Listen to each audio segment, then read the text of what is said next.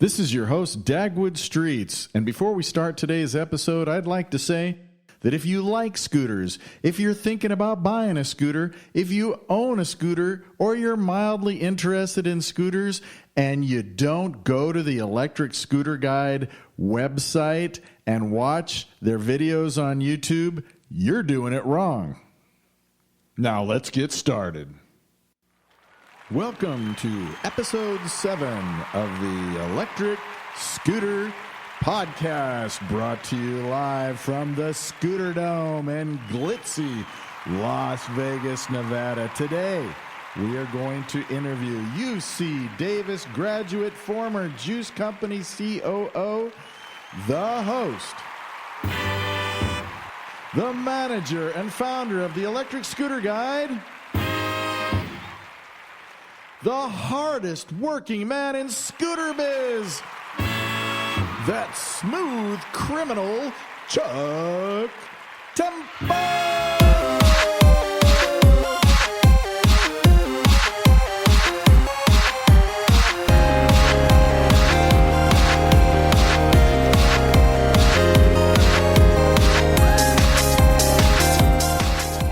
Chuck, let me start out by saying what an honor it is to have you on the show.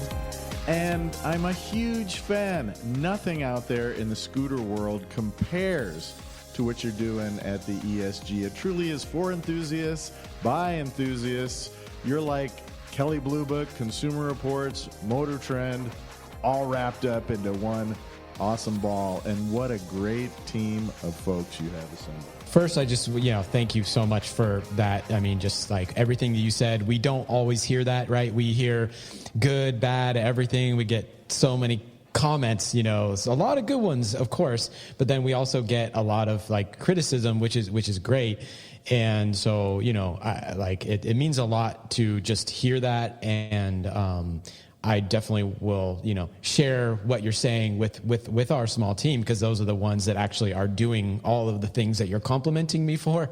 It's not really me. It's actually, it's our production team. It's our writer. It is the small team that they're doing such a fantastic job. And it's just I'm kind of like you. I see these reviews come out, and it wows me to see wow, you guys are really stepping up the game. So I'm a fan as well, but I got to give the credit to, the people that are doing, really making that stuff happen.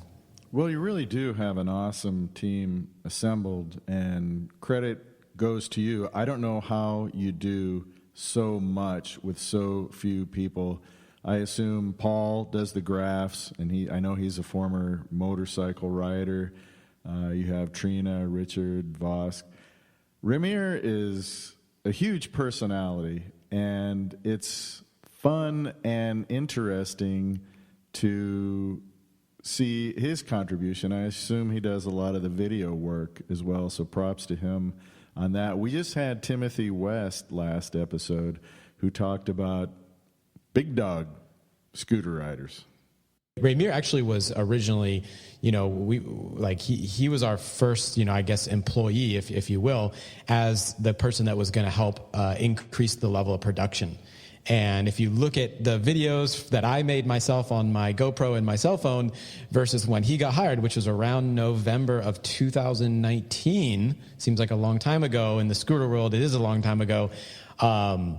That was what he got hired for. And then it just so happened that he, can also, he has a unique perspective, and, he's the big dog, whereas I'm not. And I think that diversity, just really helps, because I can't speak for people that weigh, more than I do. And scooters react differently to everybody. And so, the big dogs, we actually have other people here that we're, also taking information back from, but that's the stuff that I kind of enjoy the most, is hearing perspectives that are different than my own, because there's, we have so many different kinds of riders in this world, and they all, probably there's a perfect scooter for everybody, I think, but it's not always the same one.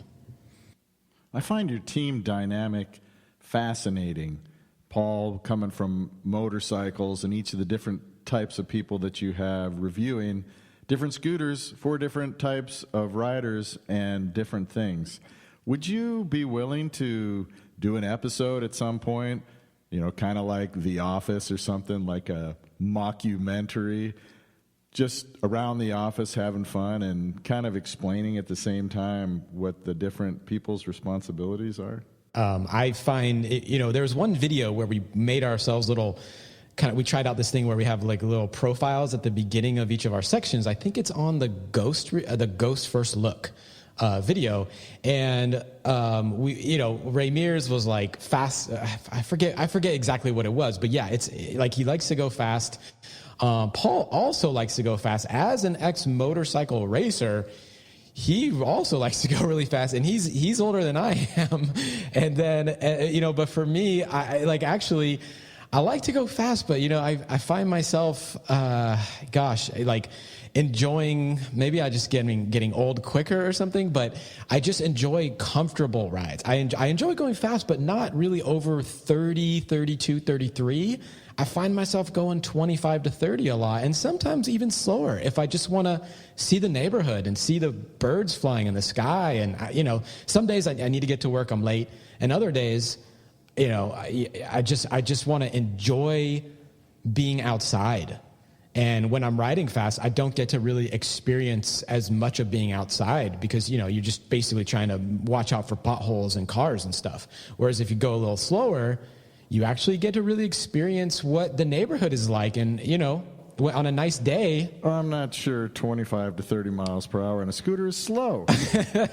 Oh, okay. How do you have the Wolf Warrior, right? I do. I own the Wolf Warrior 11, and I use it mostly for off-road. I do commute to get to my off-road location sometimes. Sometimes I throw it in the back of my truck to get to the mountains or foothills or wherever I'm going.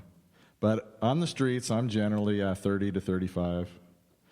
So I noticed that on your videos, the pretty radical fast riding, that's Paul, right? Doing the stoppies? Yep. Yeah, absolutely. Yeah, you know it. Yeah, the stoppie. That's it. On the latest Apollo review that you did, I kind of assumed that was him. It looks like you have similar frame bodies, but he gets pretty aggressive, and it is impressive and fun to watch.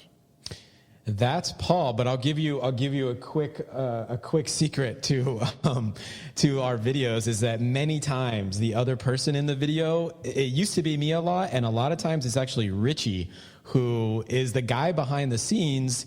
He produces the live show while it's running, so he kind of manages all the OBS stuff, and he's our other videographer and photographer. So him and Ray Meir are the ones that actually make all the videos, take all the photos, do a lot of the YouTube stuff. So anyway, we don't really talk about this, but just thought it'd be kind of, it has been me in the past, and I'm still in some of them, but many times it's actually Richard that's that's actually being filmed at that moment. Richard lives in the clouds, right? It's true. He represents the lanky. He's the unsung hero. Scootador. Mm-hmm. Or scooterista. I don't know what word to use, actually, for people who ride scooters. That's something we need to think about and come up with. Something like escuteros. Escuteros, that's good. Sounds kind of Filipino or Spanish. You will not hear a single episode of the Electric Scooter Podcast where we do not mention the Electric Scooter Guide. Can you please tell us a little bit about yourself, your background, about your team, maybe the breakdown of responsibilities? I don't understand how you can accomplish so much with so few people. I understand they're talented, they're good people, but it just seems like a lot. It's overwhelming for us too sometimes, so it's probably mutual. So the way I guess this whole thing kind of came about was I bought an electric scooter, and I moved to San Francisco with my girlfriend at the time, and she's now my wife. That's Vienna, and so we moved to the city, and I never lived in a city before, and I was deathly afraid of basically not. Like one of the worst, it sounds terrible, I don't know, guys, silly, but I'm a pretty chill person, but the one thing that really riles me up is when I'm driving somewhere and there's just no parking, and I don't know that there's gonna be parking.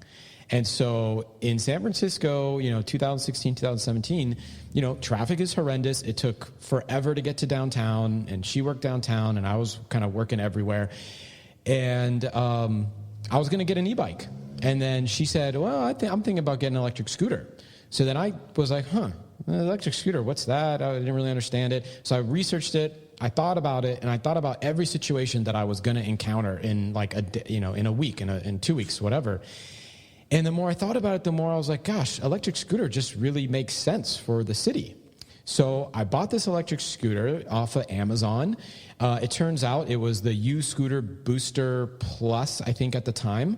I bought it late 2016, got it, early 2017, rode it, and basically fell in love with just it and scooting. And I literally just could not stop talking about it to everyone, all my friends. I took it everywhere. To every restaurant, to movie theaters, to dentist appointments, to friends' houses up the hills in Potrero, 22% grade. I took it everywhere. And you're looking for excuses to ride. Oh my gosh. We're out of swizzle sticks, honey. Oh, I would, yeah, no, I literally, there was a Gus's that was 3 blocks away, 3 long blocks, take you 10 minutes to walk back and forth. I would love to go do an errand, because I know I'd be back in like, I could just fly there, and it was amazing. And so, I was still working at a juice company in San Francisco at the time. By 2000, I guess late 2018, I was kind of like, I quit there, and I was looking for my next thing to do. And I knew I wanted to be an entrepreneur. I had been one in a previous kind of lifetime, when, like in the 2000 era. And so, at that same time, my buddy Justin, who is the co-founder of the Electric Scooter Guide, he was a postdoc at Stanford as a biomedical engineer. We had met at UC Davis. He was taking entrepreneurship classes while I was getting an MBA. So he was this postdoc. He got this real prestigious post at Stanford, but then called me and was like, Chuck, like, I can't change the world doing this kind of like research or whatever, work that he was doing. It's just not quick enough. Like, I don't feel like I'm making an impact. And I was like, interesting, because I'm kind of on my way out at this juice company. Let's do something together. And we had met at UC Davis. We entered a business competition. Justin had invented a form of, we invented a lot of things, including a form of nuclear imaging that hadn't been, that was his, I guess, like, the doctoral thesis and dissertation. Correct me if I'm wrong, but Justin sounds like a guy who's read a lot of books, done some studying. Yes. Yeah. I mean, he's a full on, high level PhD. And so we met at UC Davis. I was in business school. He was at the postdoc. We ended up. He invented a form of female birth control that's non-invasive. Actually, we entered a business competition at UC Davis and won first place. That's a coincidence. For that. And so I also invented a form of birth control. Yeah, it's called a sweater vest for men. Women won't come near you. It's an effective form of birth control. That's for. There you go. That's all you need. So anyway, so we had met through that, and then he went to the postdoc world. We reconnected, I think late 2018, decided we want to do something together. At the same time, I was like, yeah, I'm ready to do something that I really want to do. And during that time, I realized that someone messaged me from Reddit saying, hey, can I be a mod on your Reddit group? And I was like, what Reddit group? And he was like, oh, the Electric Scooter Guide or the Electric Scooter Reddit group. And I was like, oh yeah, I had started this Reddit group when I got my scooter because, I didn't have enough people to talk to about in San Francisco. I had to obviously make community groups because I couldn't stop talking about my scooter. I forgot about the Reddit, the subreddit. He was like, I want to mod. There's a few hundred people on here. And so that was kind of the start. I started managing that community.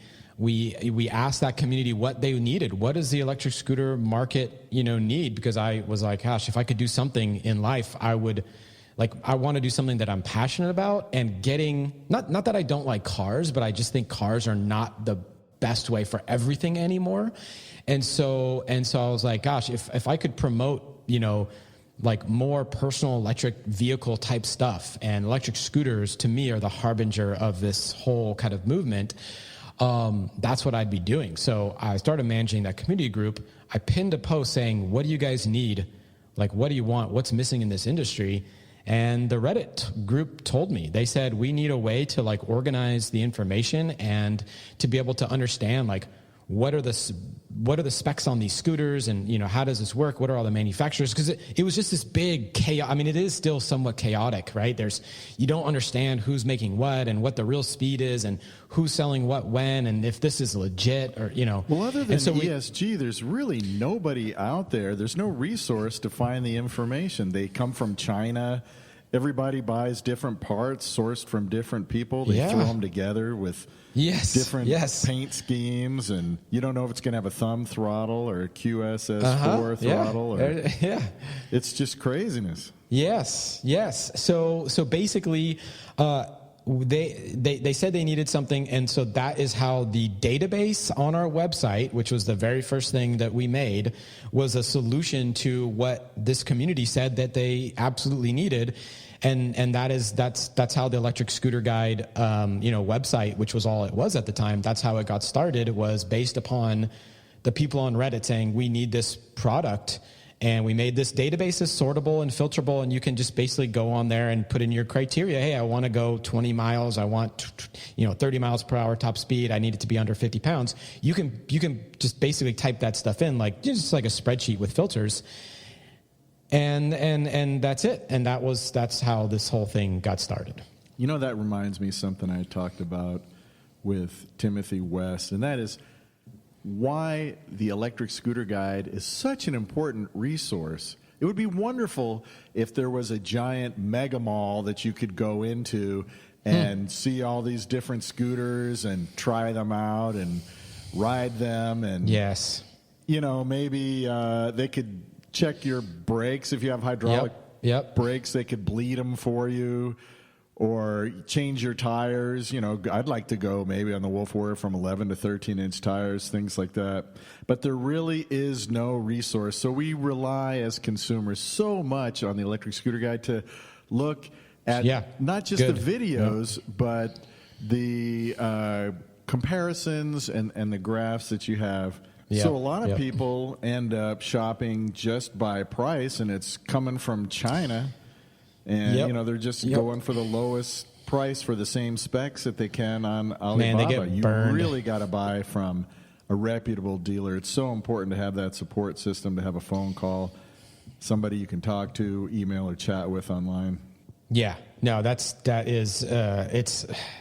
super unfortunate. And I guess I should say, like, my main goal in this whole thing is to like, it's not even to sell, to help people buy scooters, which is kind of what it seems like. It's actually to help the whole industry be a bigger thing in this world, to hopefully help the world in terms of like getting cleaner air, to help the environment, and also to get people a little happier in their day and not have to be stuck in their car for 45 minutes when they could have just taken a 10-minute scooter ride and just had a blissful experience. So that, to me, the buying from a place that's actually going to support you is so good. And the dirty little secret of this industry is that it is the Wild West. And, like, even the best sellers out there, they're still going to have maybe a 5 to 10% like error rate or dead on arrival rate on certain components. It is the way it is. And so having a place that supports you, because it will happen, I want people to have good experience so that they can then recommend, hey, electric scooters are awesome. Like, you should get one too. And that's not going to happen when people are buying off of the alleys, I guess. If I were asked, what is the most crucial bit of advice you could give to somebody who's about to buy an electric scooter, especially for the first time, it would be buy from a reputable dealer, somebody you can call and talk to or chat with. Apollo up in Canada, Rev Rides, Fluid Free Ride down in Florida. Voro Motors is just phenomenal. They are so good. I can't say enough about their technical support and their responsiveness. And beware, caveat emptor, because they do this in Europe, and I think they're doing it in the United States too. A company will rent a warehouse, order scooters from China. They'll say that warehouse will have a label on it, say such and such Acme Scooter Company. And it really, they don't do anything other than accept the scooter in the box from China and turn around and mail it to you. Yep. You know, Rev Rides, I know Voro Motors and other places, they're going to open the box, tighten everything up, and get it ready for shipping. Those guys are all invested. I think all the ones you mentioned have really good reputations. We do surveys on, customer service, so we actually have the scores, right? For and all the ones you named, I think average above a 9.4 out of 10. So that it's amazing. Like we're releasing that really soon, those scores, but they're also really invested in having their customers be happy because they're trying to grow, right? Those companies are trying to grow, and if they've got people upset, that doesn't help them. I recently had a great experience with Voro Motors. If you go to their webpage, it'll recognize who you are. Say, hey, Dagwood, you're back. What can we do for you? And it's a real person. It's Kagan or Joey or Austin or whoever. And I recently had a problem with my Wolf Warrior, and I talked to Melvin over there. And what he said was pretty interesting, insightful, and good to hear as a consumer. He said, we want you riding. We don't want you wrenching. So just send the old one back, and we'll send you a new one. And they did. And you never know, your manual isn't always in clear, concise English. So now the part of the episode where I ask you a couple questions. It's time to ask you some questions. Say what's on your mind. Now it's time to ask you some questions, but you won't have much time. Answer me! Answer me now! Answer me! I've got questions. You give answers. So answer me now, right now. What? So I've often wondered, and I asked this to Timothy West, when you get scooters to review, do you sometimes keep them? Do you get to keep them? Or do they want you to pack them up or send them back? How does that work? I heard you ask Tim. I was listening to Timothy West when I know you asked him the same thing. So most of the time I would say like 9 out of 10, they say, just go ahead and keep it. We don't really consider it ours. We kind of consider it's like a loan, I suppose, because we're not like going and selling this. What we do, and what's kind of nice is that we can then, I don't know if you kind of see some of the reviews, is that we're constantly comparing scooters against each other, and we're redoing our testing whenever. So we just implemented I think an 1/8 of a mile test that we're using for a new fastest electric scooters leaderboard, which we've changed.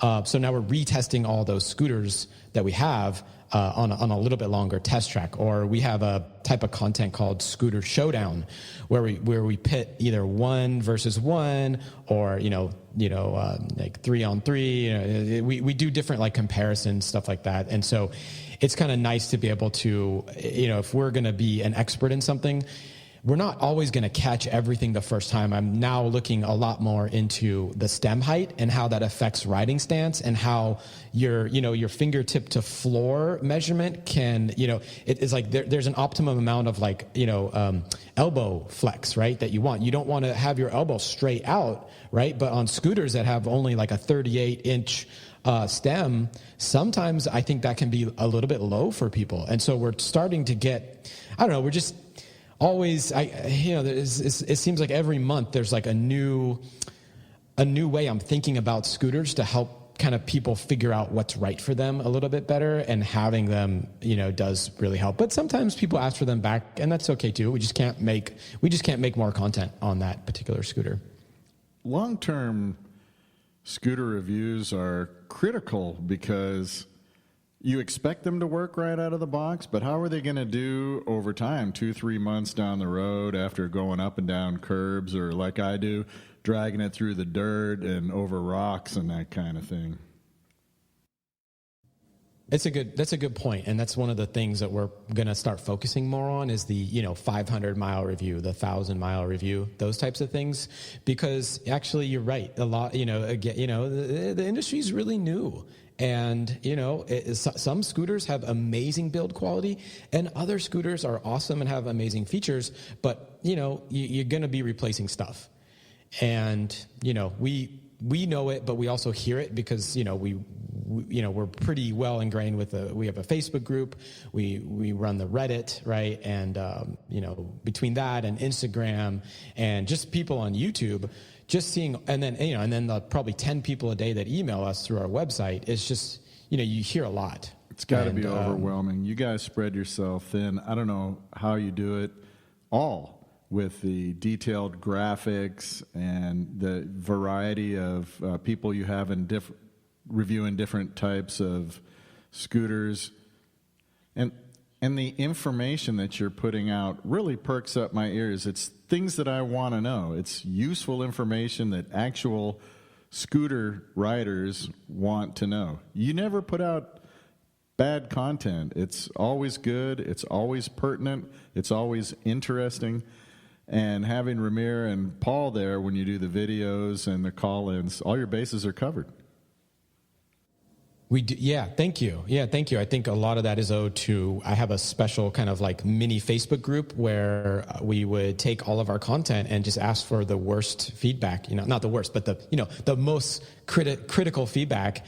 And that was super helpful. But also I used to do office hours on Facebook for a long time. And it was, I basically just got, people in a Zoom call and just helped person after person and understood what they're looking for. And so, I'm glad that shines through. I hope you'll consider making a video of you guys just having fun around the office. And speaking of that, how about give us just a brief breakdown of what the folks in your shop do? Yep. Well, that's my favorite TV show, so I would make anything for The Office. Oh yeah, that would be fun. Kind of like a parody of a parody. Does Paul do all your graphics? They're quite impressive. He does. Yep. He absolutely. He's always on. Yeah. So yeah, I think, we've thought about that we don't have a YouTube, what do you call it? Channel explainer video kind of thing. It's like the one where you go to the about, you click on about, I think for the channels. We've never really done anything like that, but I think. Yeah, it's called a channel trailer. The channel, that's it. It's a channel trailer. So there's an area on YouTube that says trailer. We've never done that, and we want to do that, and we're trying to rework our website so that, it kind of shows who we are a little bit more. So yeah, that's a great idea, Dagwood. I think it would be a lot of fun to do that. So, but to answer your question, so Ramir is the basically lead videographer. So that's his main role, but obviously he's our resident big dog, scooter expert as well.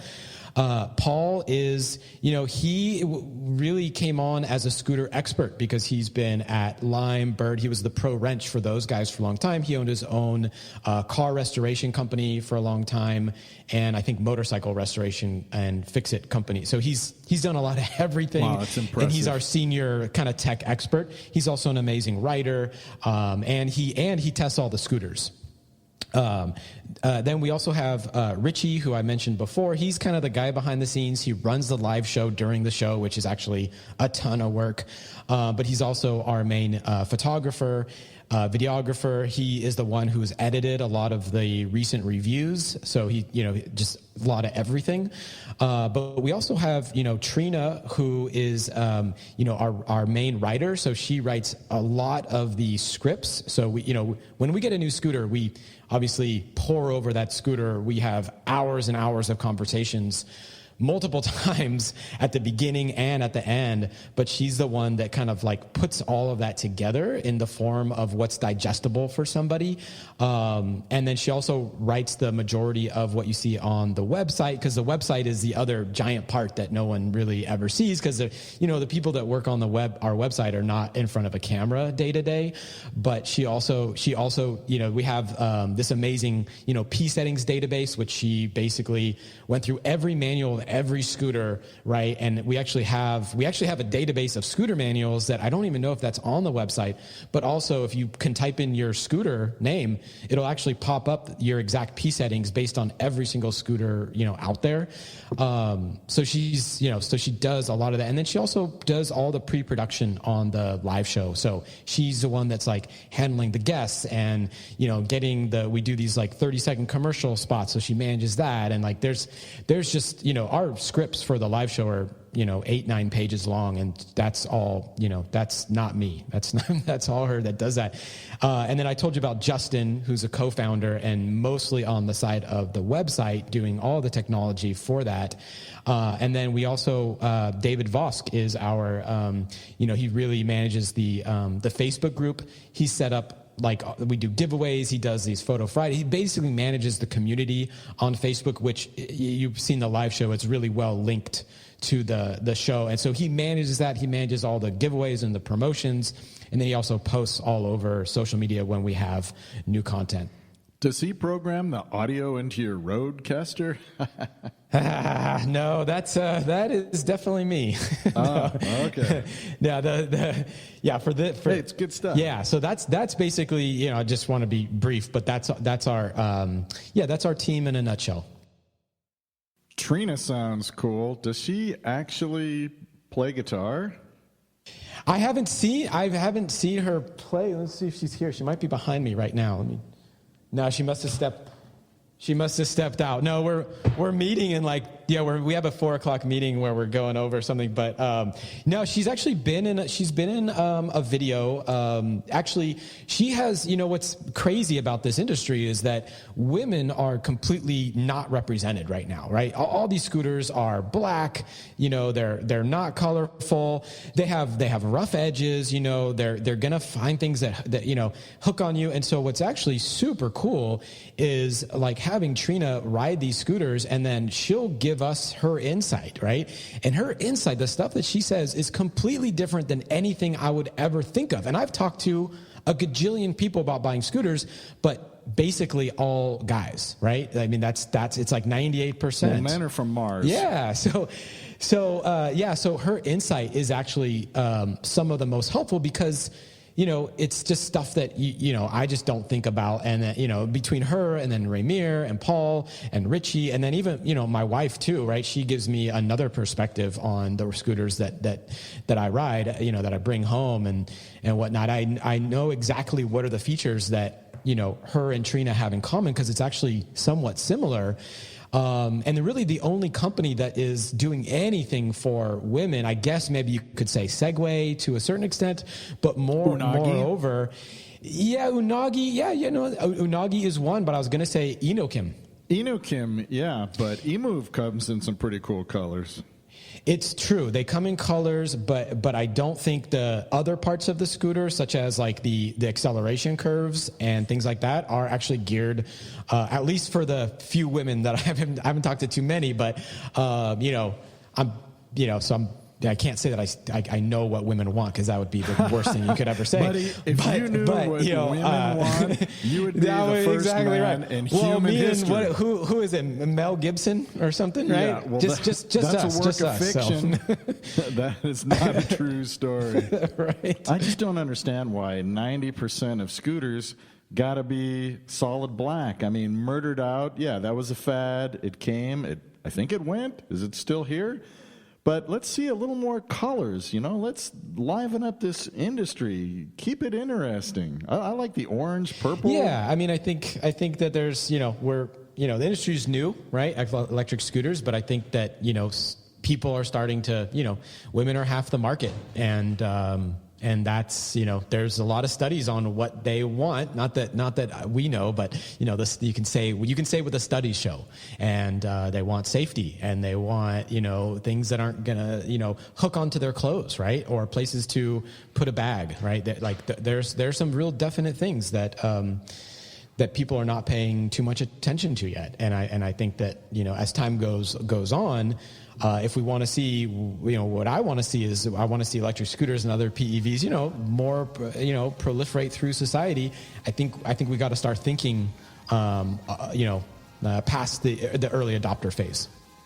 Ladies and gentlemen, Chuck Temple, a man who's living his dream, which fortunately for us is making the world a better place and putting smiles on faces. And he is doing that. We need more people in America and on planet Earth like Chuck Temple. But that's not it. Stay tuned next Wednesday in episode 8, where I'm going to nail down Chuck's recommendations for first-time buyers. He'll name the best all-arounder and his own personal daily driver. We'll also discuss scooter colors, keyed ignitions, and thumb throttle versus trigger throttles. Stay tuned. And until then, keep the shiny side up and the dirty side down.